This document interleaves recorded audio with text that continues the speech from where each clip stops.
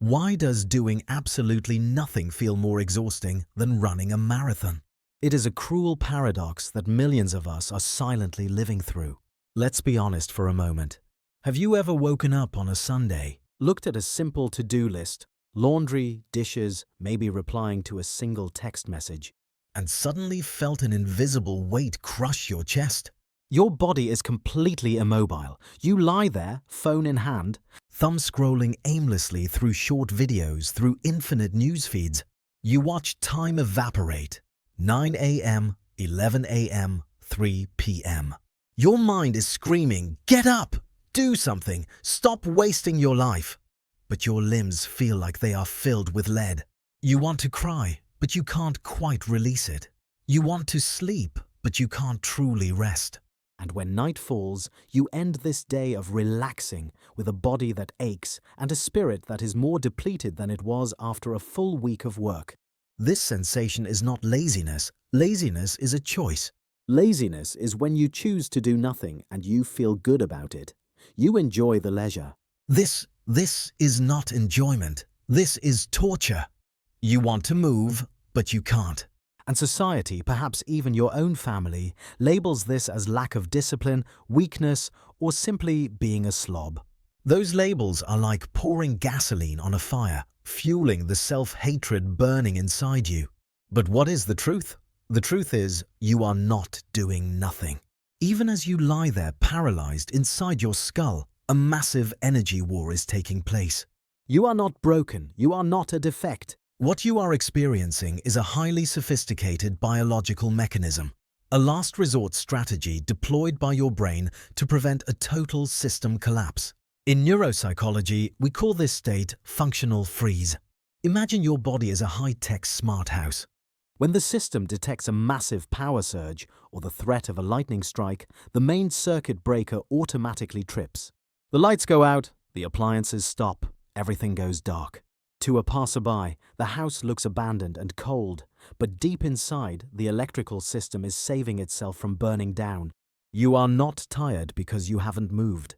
You are tired because you have been holding on for too long. You have been carrying invisible anxieties for months without a filter. And now the filter is clogged. This video is your manual for resetting that nervous system. We will break down the 3 distinct types of this exhaustion. If you are watching this while rotting in bed, remember this: you are safe, and your brain is doing the best it can for you right now. To truly heal this exhaustion, we have to stop treating it as a singular block of laziness and start recognizing it as a spectrum. The behavior you are exhibiting falls into a specific hierarchy. Let's identify where you stand, starting with the most visible layer. Type number 1, the bed rotter. This is the surface-level manifestation that the internet has recently glamorized, but there is nothing glamorous about the reality of it. If you are a type 1, your environment reflects your internal state. You might spend 12, 14, or 16 hours in bed. You are not sleeping that whole time. You are hovering in a gray zone of semi-consciousness. The defining characteristic of the bed rotter is the pursuit of cheap dopamine. You feel too drained to cook a meal, so you spend 40 minutes scrolling through a food delivery app, overwhelmed by the choices, only to order the same fast food you ate 2 days ago. You feel too drained to watch a new movie with a complex plot, so you re-watch a sitcom you have seen 10 times because your brain craves predictability. You crave the comfort of knowing exactly what will happen next because your real life feels dangerously unpredictable.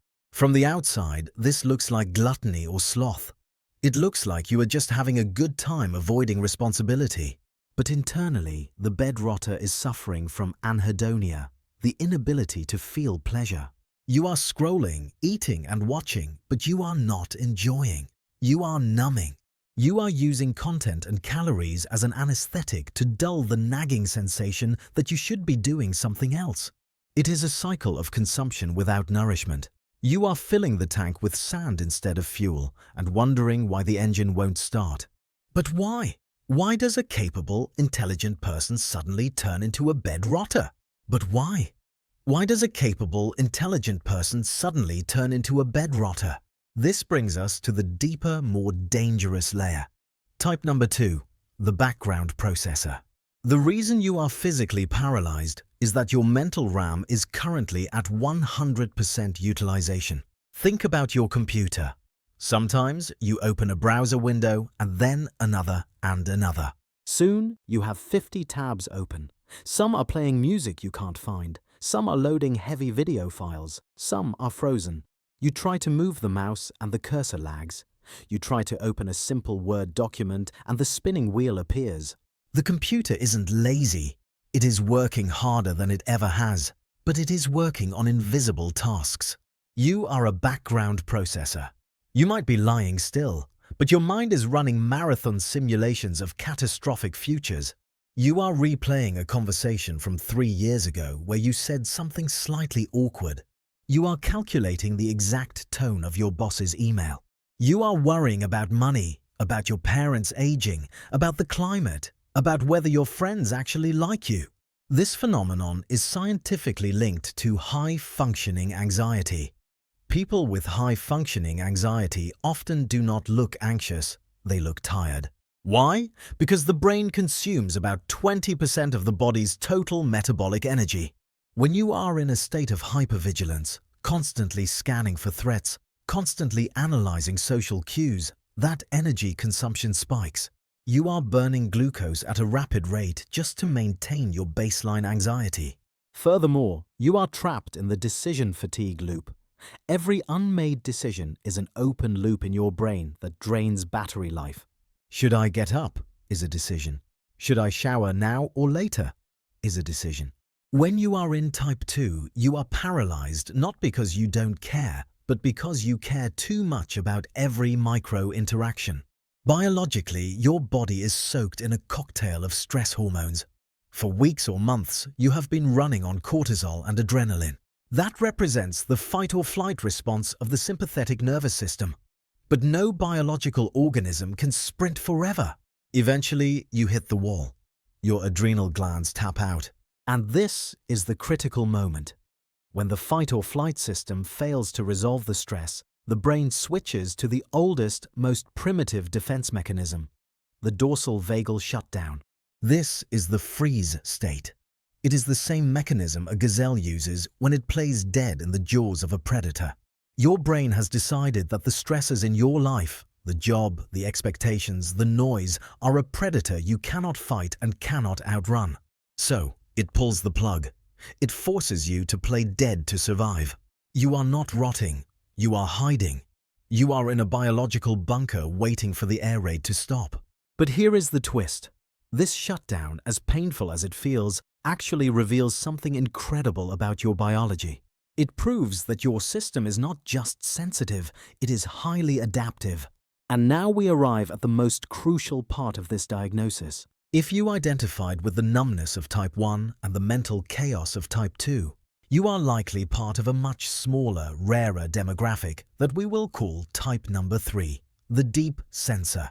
This is the twist that changes everything.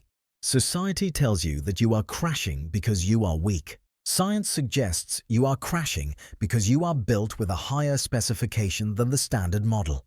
There is a concept in psychology known as sensory processing sensitivity. People with this trait, often called highly sensitive persons, HSPs, have a nervous system that is biologically wired to process information more deeply than others. Think about it this way. Most people walk into a crowded room and their brain acts like a standard definition camera. They see people, they hear noise, they grab a drink, and they are fine. They have a strong spam filter that blocks out 80% of the sensory data because it deems it irrelevant. They don't burn much energy because they aren't processing much detail. But you? Your brain is an IMAX camera shooting in 8K resolution with surround sound. You don't just walk into the room. You notice the slight flicker of the fluorescent light in the corner. You detect the micro-expression of sadness on your colleague's face that lasted only a fraction of a second. You hear the hum of the refrigerator. You feel the texture of your shirt against your skin. You absorb the emotional vibe of the room instantly. You are not just living, you are constantly rendering a high-fidelity reality. You are processing 1,000,000 gigabytes of data while everyone else is processing 1,000. Of course, your battery drains faster. Of course you overheat. You aren't a broken calculator. You are a supercomputer attempting to run complex simulations without a cooling system. The exhaustion you feel, that functional freeze, is not a malfunction. It is an intelligent safety protocol. It is your system saying, warning, data overflow, buffer is full, initiating forced shutdown to process incoming files. When you lie in bed staring at the ceiling, you aren't doing nothing. Your brain is engaged in synaptic pruning. It is sorting through the massive influx of emotional and sensory data you absorbed during the week, deciding what to keep and what to delete. It is integrating your experiences. It is healing micro-traumas. The tragedy is not that you freeze. The tragedy is that you hate yourself for freezing. By fighting this reset process, by lying there feeling guilty and scrolling through your phone to distract yourself, you are interrupting the update. You are like a person repeatedly hitting cancel on a computer update, wondering why the machine keeps lagging. This ability to sense deeply, to feel the weight of the world, is the exact same trait that makes you empathetic, creative, and intuitive. The same mechanism that knocks you down is the one that allows you to create art, to understand others without words, and to see solutions that others miss. You possess a rare form of biological intelligence. The problem isn't your hardware. The problem is that you have been trying to operate this high-end machinery using the manual written for a toaster. You don't need to be fixed. You need to be managed differently. You need to respect the recharge cycle as a non-negotiable part of your performance, not a shameful secret. So, how do we live with this? How do we stop the shame spiral? We need to return to that image of the system update. Think about your smartphone. Once in a while, it requires a major operating system update. When this happens, the screen goes black. A logo appears with a slow-moving progress bar. For 20 minutes, that phone is a brick.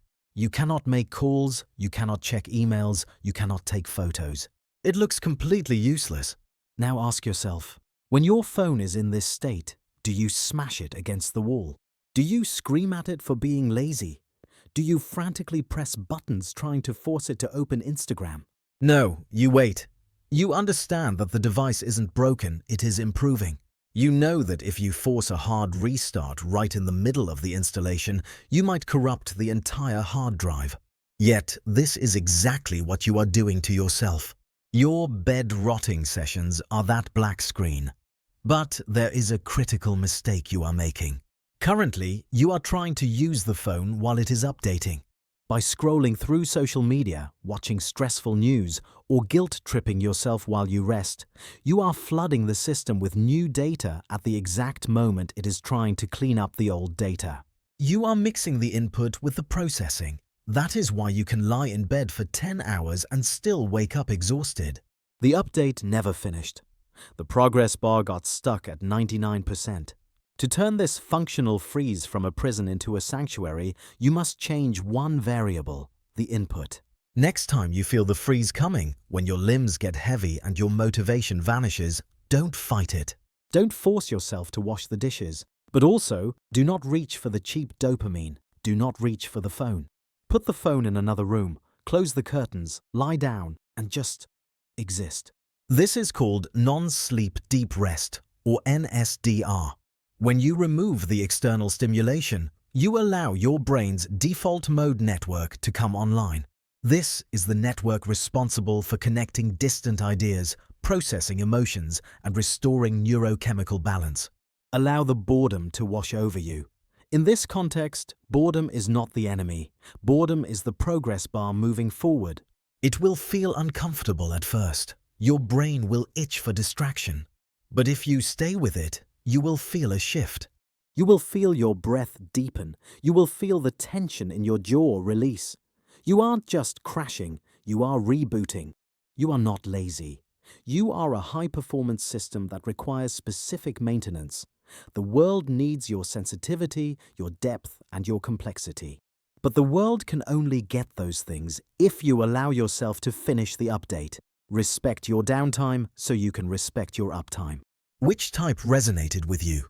The bed rotter, the background processor, or the deep sensor? Let me know below. And watch this video next.